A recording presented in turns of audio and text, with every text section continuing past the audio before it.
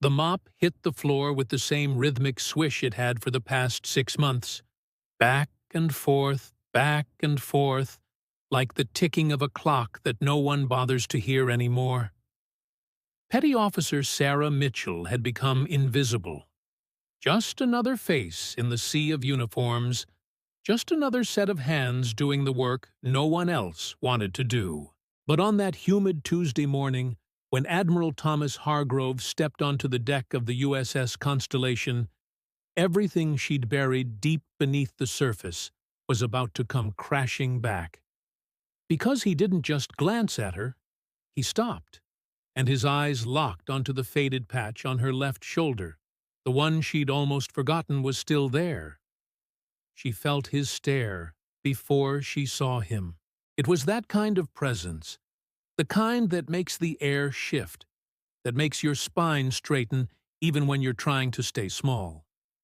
Sarah kept her head down, kept mopping, kept pretending she was anywhere but there. The patch, a silver submarine with dolphins arcing above it, had once been her pride, her identity, her proof that she'd made it into one of the most elite communities in the Navy. Submarine Command. Less than 1% of women ever earned that insignia. She'd been one of them.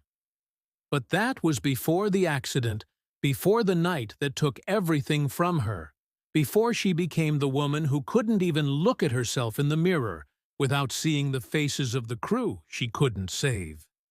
The Admiral's boots stopped 3 feet from where she stood. Petty Officer. His voice was low, gravelly, carved from years of command and sacrifice. She didn't look up. She couldn't. That patch, he continued, and she felt her chest tighten, felt the old wounds start to bleed again. You served on a submarine.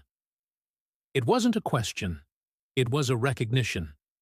And that made it so much worse, because recognition meant memory, and memory meant pain, and pain meant reliving the moment the hull breached, the moment the water came rushing in, the moment she had to choose who lived and who didn't. She'd chosen. She'd survived. And she'd been drowning ever since. "Yes, sir," she whispered, her voice barely audible over the sound of the waves slapping against the ship's hull. "I did." The Admiral crouched down, and for the first time in 6 months, someone actually saw her. Not the janitor, not the burnout, not the washed-up sailor who'd been reassigned to the least important job on the least important vessel. He saw the submariner. He saw the warrior. He saw the woman who'd once descended into the crushing darkness of the ocean's depths and commanded respect in a world where respect was earned in millimeters of steel and seconds of decision-making.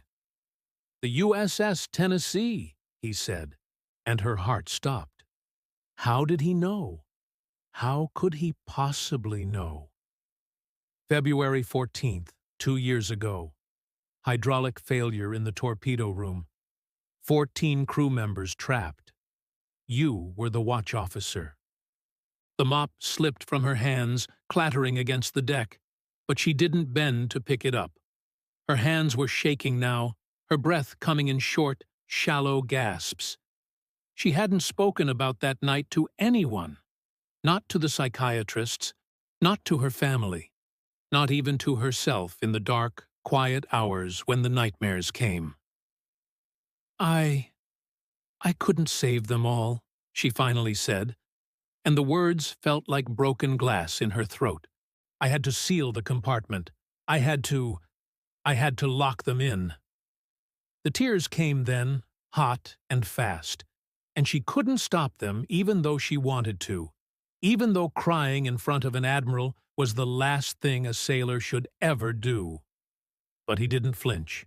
He didn't look away. Instead, he reached into his uniform pocket and pulled out something small, something that caught the sunlight and gleamed with a cold, metallic brilliance. "Do you know what this is?" he asked, holding up a medal, a Navy Cross, one of the highest honors a sailor could receive. She nodded slowly. "This was awarded to Lieutenant Commander Rachel Hargrove," he said, and his voice cracked just slightly on the name. "My daughter. She was one of the 14 you locked in that compartment." The world stopped. The ocean stopped. Time itself seemed to hold its breath. Sarah's legs nearly gave out beneath her, and she would have fallen if the Admiral hadn't steadied her with a firm hand on her shoulder. "Sir, I'm so sorry. I'm so sorry. I tried everything. I tried to override the system. I tried to get back in, but the water was rising too fast, and if I hadn't sealed it, the entire boat would have gone down. All 68 of us would have—" "I know," he interrupted, and his grip tightened. Not in anger, but in something that felt almost like gratitude. "I read the report. I read every single word. And I read the letter my daughter wrote before she died." He reached into his pocket again, this time pulling out a folded, water-stained piece of paper. "They found this in a sealed plastic bag in her locker," he said, his voice barely above a whisper now. "She wrote it in those final minutes, when she knew she wasn't getting out." He handed it to Sarah, and with trembling hands, she unfolded it. The handwriting was shaky but clear. "To whoever made the call, thank you. You saved the boat. You saved our brothers and sisters. Don't you dare carry guilt for doing what we were all trained to do. We served with honor. We died with purpose. And you lived to tell the story. Make it count." Sarah's knees buckled, and this time she did fall, collapsing onto the deck as sobs racked her entire body. The Admiral knelt beside her, and for a long moment neither of them spoke. They just sat there, two souls bound by tragedy and sacrifice, by the impossible weight of survival. "You didn't fail them," he said finally, his own eyes wet now. "You honored them. And my daughter wanted you to know that." He reached down and gently adjusted the faded submarine patch on her shoulder, straightening it with the same care a father might use to fix his child's collar. "This insignia doesn't belong on someone mopping decks," he said, rising to his feet and offering her his hand. "It belongs on someone leading them." He pulled her up, and when she stood, she felt something shift inside her, something that had been broken for so long she'd forgotten it could ever be whole again. "Report to my office at 0800 tomorrow," he said, his voice steady and commanding once more. "We're short a submarine warfare instructor at the academy. I think I just found the right person for the job." As he walked away, Sarah stood there on that deck, the sun breaking through the clouds, the wind carrying with it the scent of salt and new beginnings. She looked down at the mop, then at the patch on her shoulder, and for the first time in 2 years, she didn't see a symbol of failure. She saw a reminder of what it meant to serve, to sacrifice, to carry the weight of impossible choices and still find the strength to stand. Because sometimes the greatest act of courage isn't diving into the darkness.